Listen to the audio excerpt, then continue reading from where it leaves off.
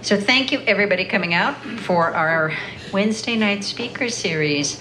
Tom was planning to be here tonight, but something came up at the last minute, so you got me doing the introduction instead of Tom tonight. I think most of you probably know Craig or know of Craig. Jack said to me before he joined the club, during your reign when you were here. And I know a lot of folks have known you since then. I'm going to ask you a question of the group shortly. Okay. All right. Craig was Commodore in 1984.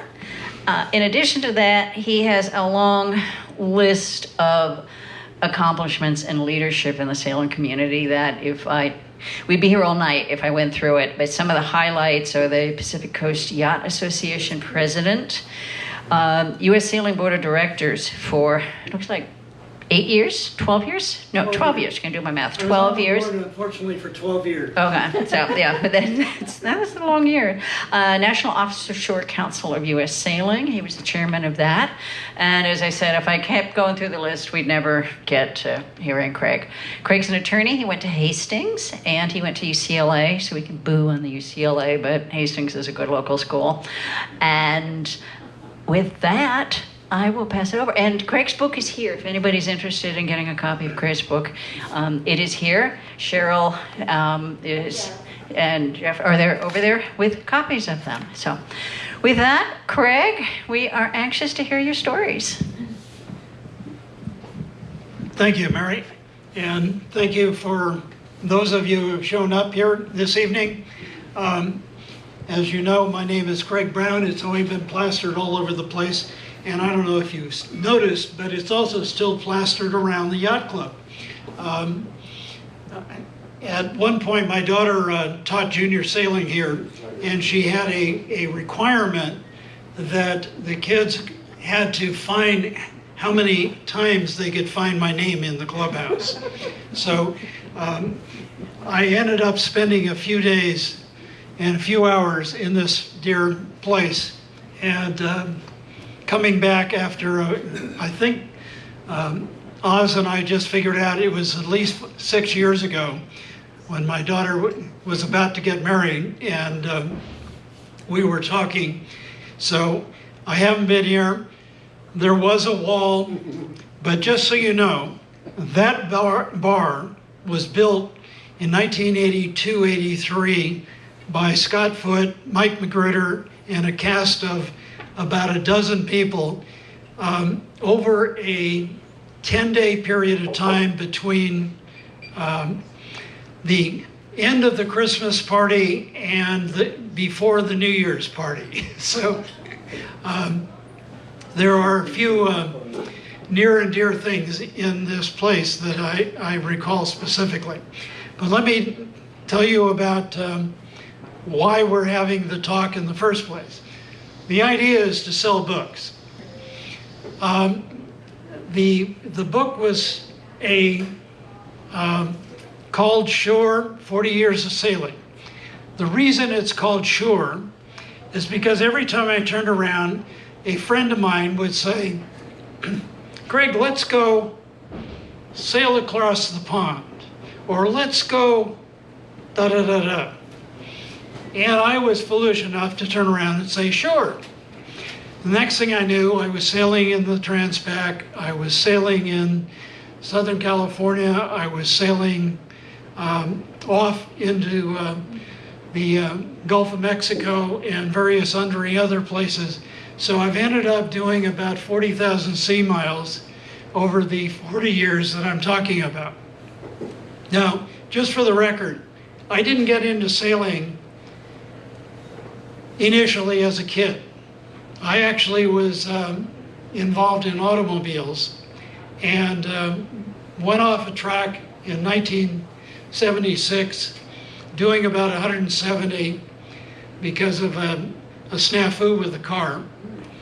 And my then wife turned to me and said, let's get into something low-key like sailboats. I'm in more beat up and bruised on boats than I ever was in a car, but that's how I got into sailing. My first sailing experiences were right there. through the College of Marin, there was a class available at that time. You jumped on a Choi Lee, I think she was about 40 feet, and took sailing lessons. Now you have all kinds of other options. So if any of you are not sailors in this room, I suggest that you try this. And you know, it's the old line, what's the worst thing that could happen? So I actually started the book because I had sailed with a guy named Ernie Van Asperen. Now, do any of you remember that there were Ernie's liquors running around the entire San Francisco Bay Area? Now, Oz, you probably remember that.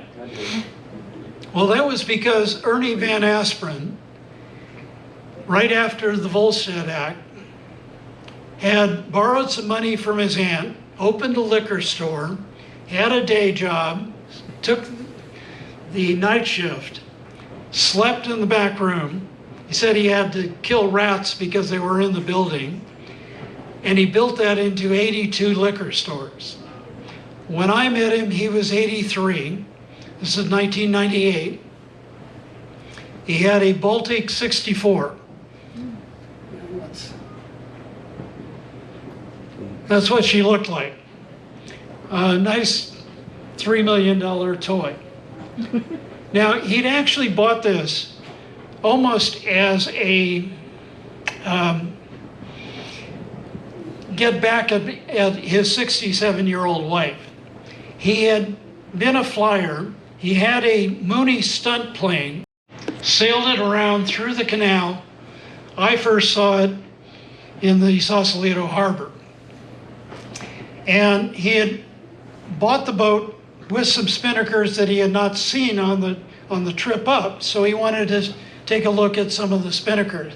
And I and a whole passel of characters were invited down to the boat to go sailing with him, to put up some spinnakers. Well, we started at the gate. We got a spinnaker up just about Angel Island. We finished taking him down towards Vallejo because the boat was pretty fast, and frankly, the crew was a composite group that didn't have everything together. So there were a few little circuses, like ripping the mainsail in that first sail. I ended up sailing with him for about 5,000 miles. And just so you know what Ernie looked like, this is Ernie at 83. Now, he ultimately passed away at 97, outliving his younger wife, one of his children, and at the time he owned Round Hill Vineyards. So I got on board. He was sailing down to Mexico. That happens to be off of the coast of Mexico. And he had employed a young girl of 23 as the cook. She happened to be a graduate of the San Francisco Culinary Academy. So the boat was extremely well stocked. It totally ruined me for any possible normal concept of cruising. And in doing so, we ended up sailing down various sundry places in Mexico. This happens to be a bird sanctuary off of the coast of Mexico. And then when we got to Las Hadas, you can see that the boat had a fairly big reverse transom. And I was kind of calculating how I was going to jump from on the stern of the boat and hit the dock. So he said, no, go get the gangplank. So that's a picture of the gangplank that we had, nicely articulated handrail and wheels. So it was a first-class way of learning how to, or sailing along. And in doing so, this gentleman had a bit of daring do in him. I learned over the the hours that I was sailing with him that he had been a B-24 bomber pilot during World War II. He had been assigned to Italy. In doing so, he had done his 25 missions, including 3 missions to a place called Poesti. Poesti was the major refinery for the Germans. We were bombing it, they were defending it, and we were losing about 20% per raid. He had done 3 in his first 25. He turned around and he said, his captain came to him and said, well, we'll kick you out as a captain instead of a first lieutenant, probably another $30 a month, if you do 2 more missions. He said, sure. He did a 4th Poesti oil field raid. So when he passed away, somebody sent me the obituary, and all it said was, he was a skilled yachtsman. I had spent too much time with him to think that that was adequate. So I wrote up something to a few of my friends who had known about him. And then I realized that I had met numerous people over the years through sailing that should be recorded. So I started writing the book. Now, just so you know, I'm not the only one that has written books about this yacht club. This is a yearbook that Russ Wallace was the editor of back in 1986. And it has a number of photographs, literally just like a high school yearbook, of individuals who were members. I was fortunate enough to be around this club when 3 or 4 of the original members happened to be members. And they were an extremely adventuresome lot. And that has continued. Oz West is here. I don't know if you know that he has a book called Travels with the Real Oz. And Oz here has gone to 44 countries in his travels. His best story that I got from him at one time was he was in Terra, and in doing so, the square that he was looking on was being recorded by CNN, but it was actually the wrong square. The entire tumult was going on in a different place. So Oz left, as he told me tonight, 2 days before the Shah left. So I recommend that. The second thing is that those of you who might think about going cruising off into the South Pacific, is that Bob and Marlene Allen were members of this club. Bob, a former Commodore. Marlene wrote a book called Running with the Tide that is probably the most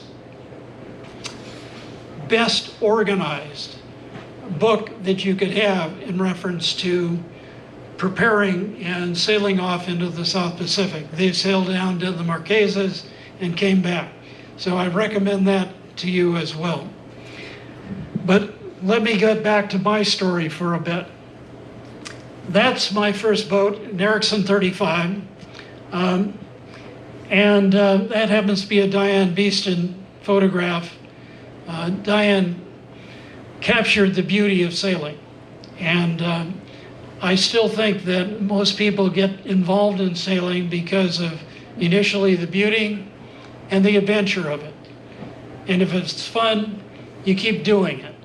And I found that it was an opportunity to meet interesting people and to enjoy the adventure of certain things.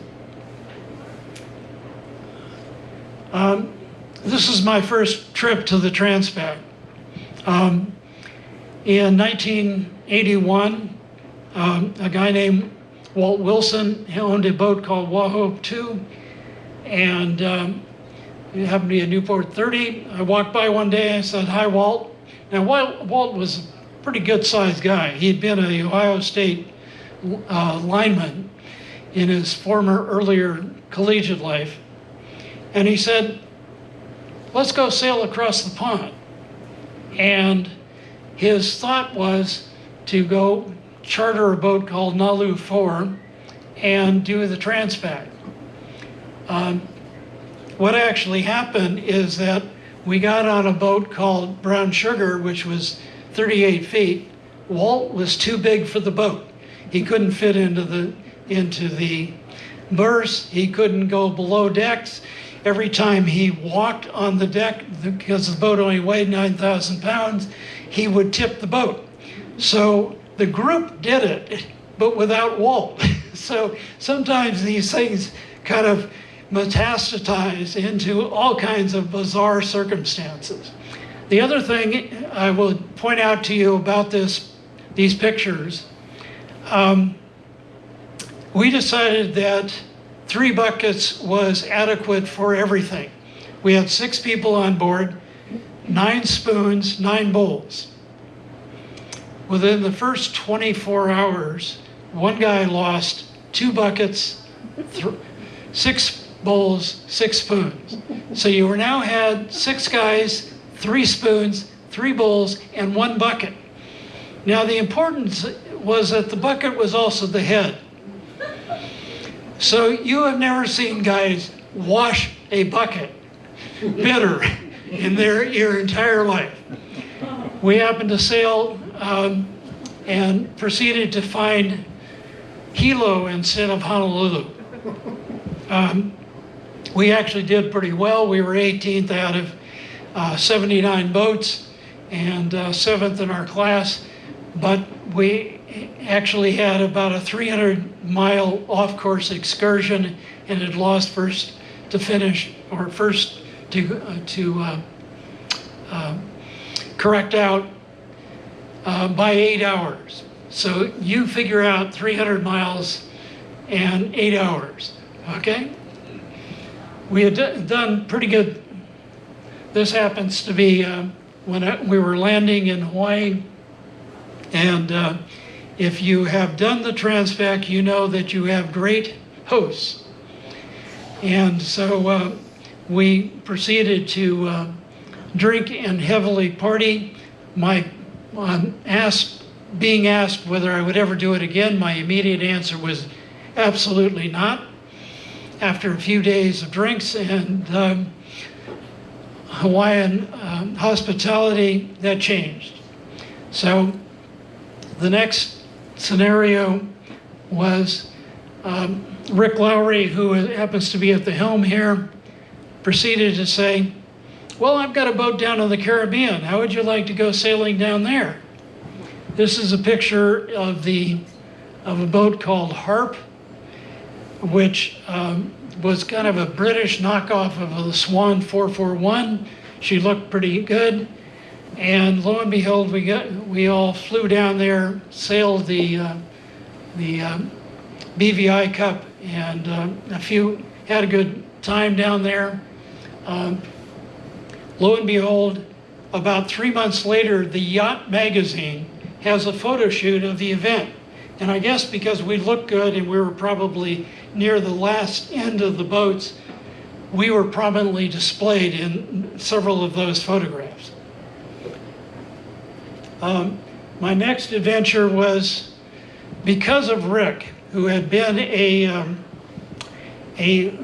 before they were called SEALs, they were UDT people, underwater demolition. Rick had been in the Navy. He knew a guy named Don Campion, who was a dentist. Don Campion had been talked into buying Merlin as a tax write-off to his dental business, and he owned Merlin. At that point, Merlin was about 8 years old, was considered over the hill, and what we would do is when he didn't have a commercial charter, we'd throw enough money together to go do an event. So the 84, 85, 86, 87, we sailed first down to Mexico, then we did Big Boat Series, and then we did Transpac. Yeah, that happens to be a shot off of Hawaii. Uh-oh, I hit something that screwed things up.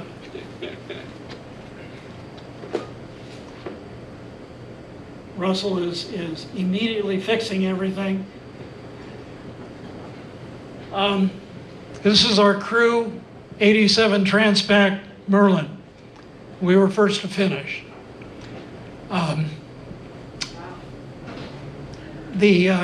The group, you can see Rick.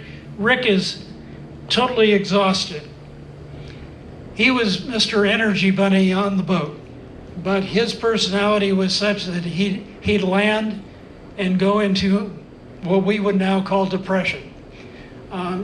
He had personally expended everything he had sailing. And unfortunately, he had been hanging up a pair of shoes on the stern of the boat.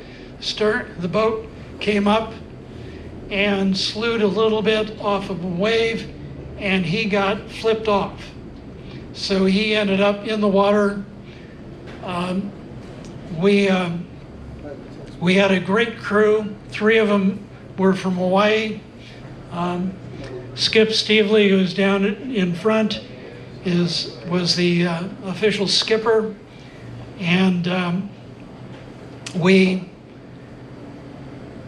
immediately, now we had a spinnaker up and a staysail, so we were doing about 20 knots.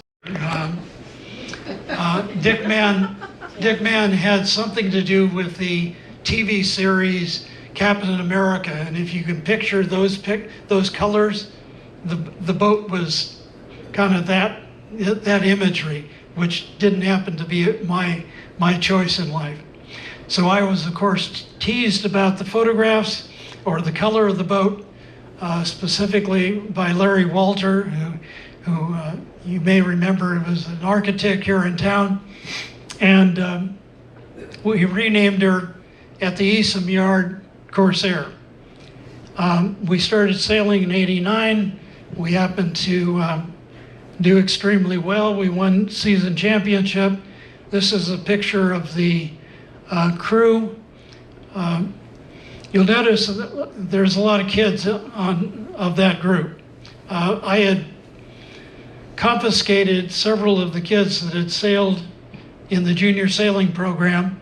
None of them had sailed on this big a boat at that point, but we enjoyed ourselves and were successful.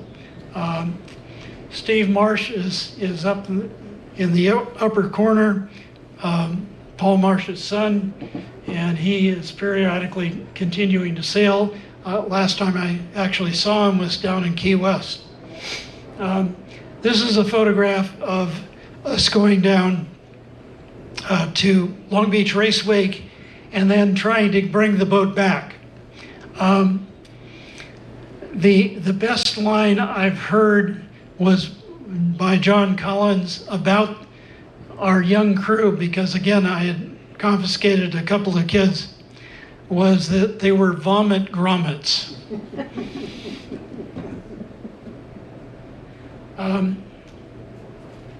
This is actually a photograph of a boat called Idler. She's a 50-footer. This happens to be in the off of England. I happened to volunteer when asked to be a schlepper for the U.S. Admirals Cup team in '99, and lo and behold, I threw in a few photographs. This happens to be a place called Egypt House. It happens to be a little beach house of the Ward family that was first built in 1805. We were sleeping 17 of the crew there and feeding the entire complement of 50 people. And Isle of Wight is basically just on the south end of England. It's well worth going over and seeing, if for no other reason than you can have a day trip up to Stonehenge and places like Sarum and Avesbury to get your history juices going. This is a one-off by Jimmy DeWitt of Corsair. What the story was is that Jimmy used to do a poster for the season championships, YRA here in the Bay. And he made an offhand comment saying, well, if somebody gives me a photograph of their boat, I'll do a one-off painting, right? Now you can see some of Jimmy's work as you come into the clubhouse. So of course, the next thing you knew, he was doing 20 plus individual paintings, and this happens to be of Corsair. It happens to be about this big, and it is a treasured part of my history in sailing around the bay. Before you switch back, there's an image of a person in that book, in that painting. Okay, let me see if I can get back. No. There go, Russ. I'm sorry. I don't know if you noticed that, but there, did you see the human face? If I keep going? Yeah, it's the one you just finished with. It's the DeWitt photo Okay. or painting. Yes. See the image of the person? Oh, yeah. Can you recognize that?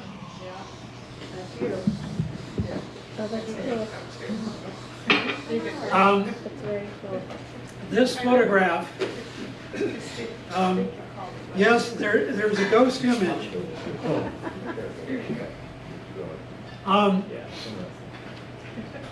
It's covered in glass. And when I took a picture of it, Okay. Good trick. okay, let me see if I can get back on. This happens to be on the left side of your viewing is us sailing in Long Beach Race Week. I've done Long Beach Race Week 3 times. First in '91, then in 2005 and 2007, each with different crews. The 2007 race was actually the most fun because I happen to be a UCLA Bruin. I heard about something happening with the UCLA sailing team. How many of you have driven on the 405 in West LA?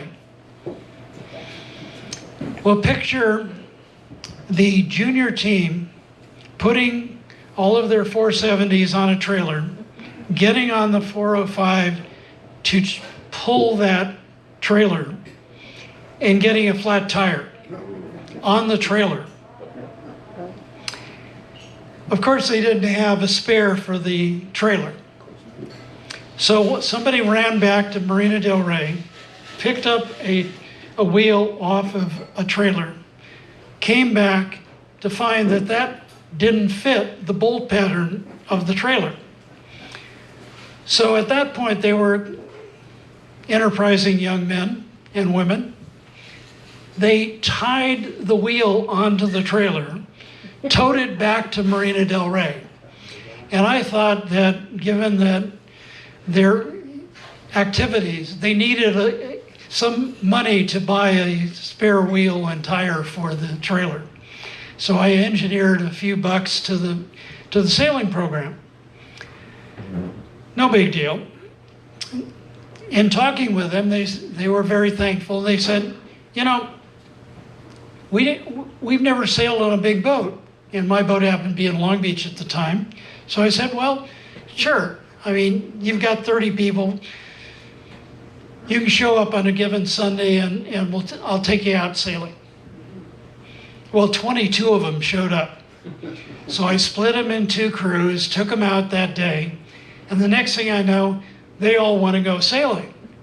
So we entered Long Beach Race Week, which was just after their school year. We put together a group.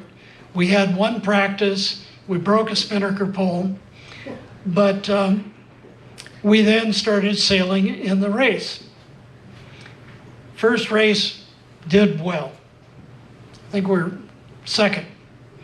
We lost to a Martel 38 by 0.26 seconds, quarter of a second, right?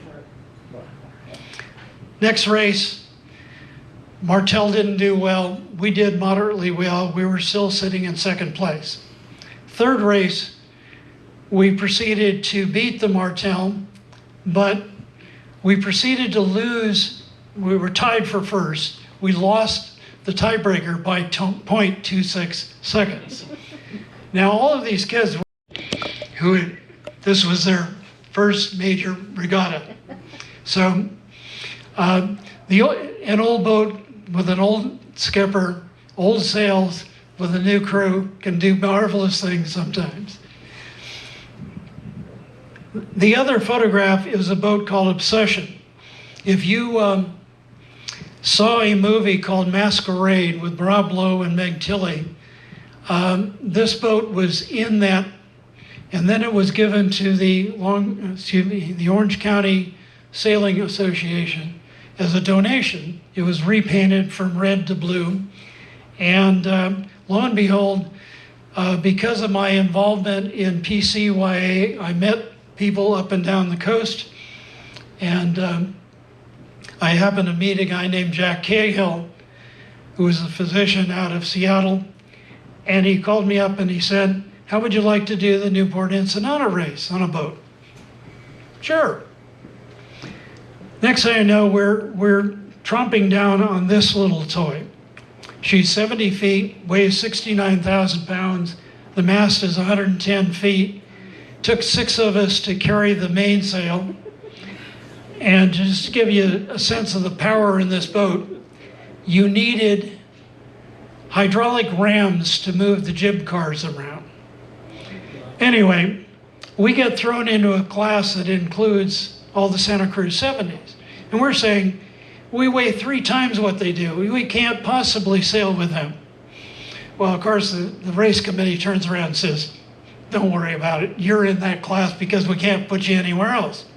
Okay, they'll give us time. Well, the race, is 125 miles. It was 8 knots of breeze. So the Santa Cruz 70s couldn't surf. And this baby, when she got on once she got a little bit of breeze, she just kept going all night till the next morning. We crossed Paiwakas Bow and we finished the race. We think we've done well, but the boat's going back to Newport Beach. Some of the guys' wives say, we're not staying in Ensenada. The race committee doesn't know who won. We all disappear. Lo and behold, Jack Cahill gets a call a year later saying, "Well, where's the trophy?"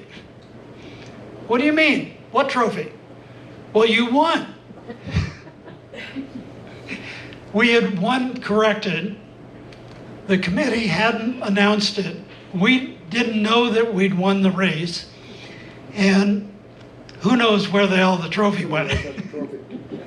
But we did get a cover of the next year's program. So we got a few kudos from the Newport Ensenada race.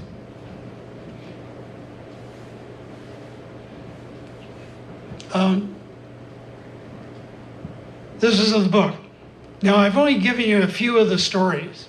Obviously, in 40 years, you can do a lot of things. But I want to tell you just a few things about this old yacht club. After I did the first Transpac, I had lunch with a guy named Pete Fromhagen, who's no longer with us. Pete proceeded to tell me, well, I did the Transpac race to Tahiti, and they had canvas sails at that point. And they had blown out everything they had in that 3,500 miles.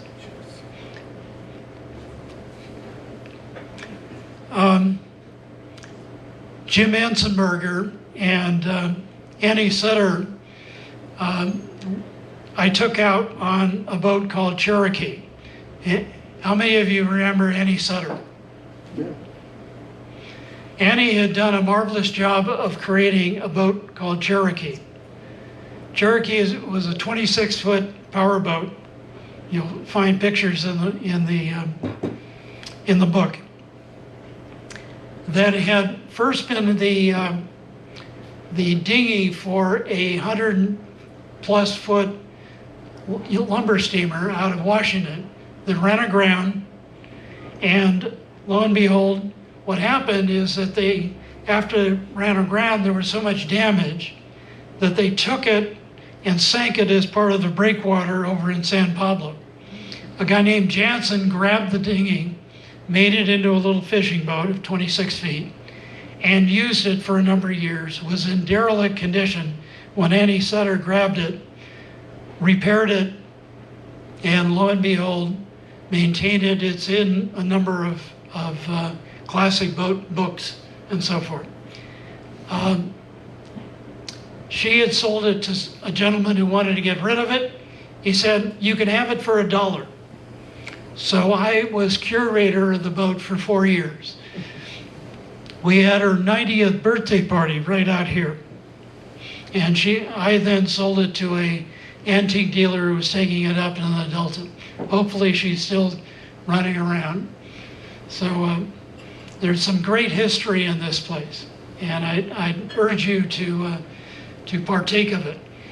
How many of you own boats? Okay, those of you who don't, I recommend that you get involved. Okay? There's two things that are beneficial, in my opinion, to being involved. And last night I was here for the Tuesday night race. I saw that there were 10 boats and about a half dozen people on the committee boat. Go out on the committee boat. 1, you'll enjoy it. 2, it's great fun. 3, you'll learn something. And I recommend anybody who wants to race is go out on a committee boat. You'll see everybody making the mistakes that you will learn how to avoid. The third thing that is important in my mind, as I say, I'm an attorney by profession. I'm now officially retired after 50 years. On land, if you see somebody in distress, you have no duty to help them. On the water, you do. And a lot of times you say, oh, it's power boaters or fishermen who don't care. I was helping a guy bring a boat into Crescent City. And at the time, Crescent City had a set of range marks that you went up into the harbor, but the marina itself was unlit. You couldn't see it as we were coming in. One of these fishing boats, these 60, 70-foot boats with these mega lights, was coming out the harbor. At first we were cursing him because the light was blinding us, right? He saw where we were going. He spun his boat about 45 degrees, showed us where the marina was, and then spun back and kept going. Literally, he saved us from going on shore. Unfortunately, we had no communication with him, but I thank him forever.